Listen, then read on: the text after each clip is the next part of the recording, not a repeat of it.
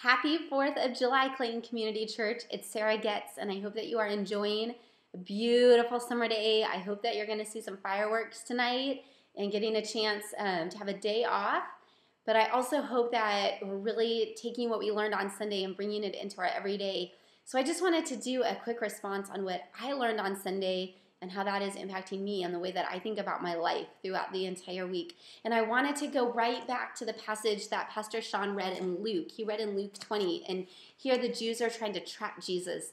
They were asking Jesus, where is your ultimate allegiance? Is your allegiance to Rome, which the Jews found to be incredibly oppressing to them, or is it to the Jewish nation? And they asked him this question.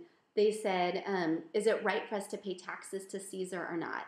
And Jesus, in verse 23, it says, he saw through their duplicity and said to them, show me a denarius, whose portrait and inscription are on it. Caesar's, they replied. He said to them, then give to Caesar what is Caesar's, and to God what is God's. And I loved this. I loved when Pastor Sean said that Jesus reminded them, look, you can give that to Caesar. I don't really care. That can be his. They printed it, his picture's on it, whatever. Pay your taxes. That's the right thing to do. But then give to God's what is God's. And do you know our life, our entire life, our soul, our existence, everything we do, that is what we owe to God. That is what belongs to him. And it made me think that what Jesus was doing in this passage, and actually what he did throughout the entire Gospels, is he redefined our problem.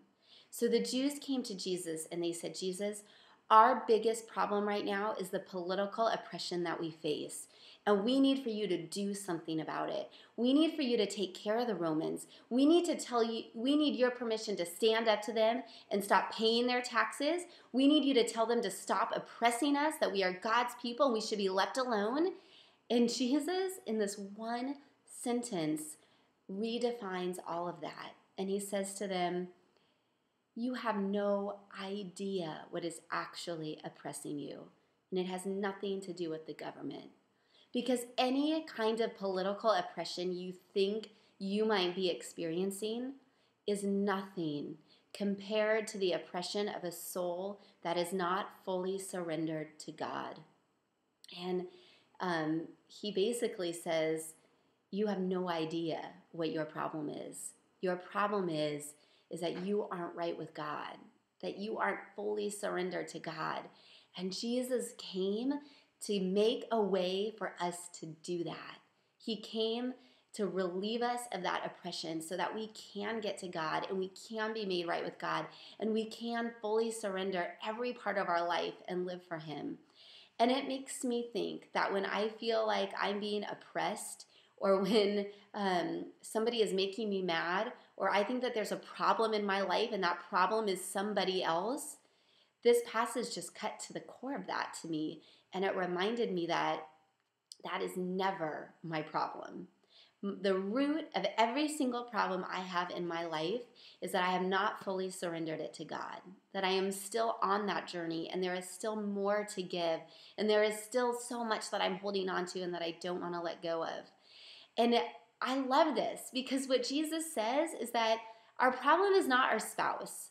Our problem is not our kids. Our problem is not our boss. It's not our parents. It's not our in-laws. It's not our family members. It's not our friends. It's not our pastor. It's not leadership. It's not the government. Those things might not be right and they might not be perfect and they have all their own problems. But the core of everything in our life is whether or not we are fully surrendered and if we have been fully made right with God. And that's what he calls us to.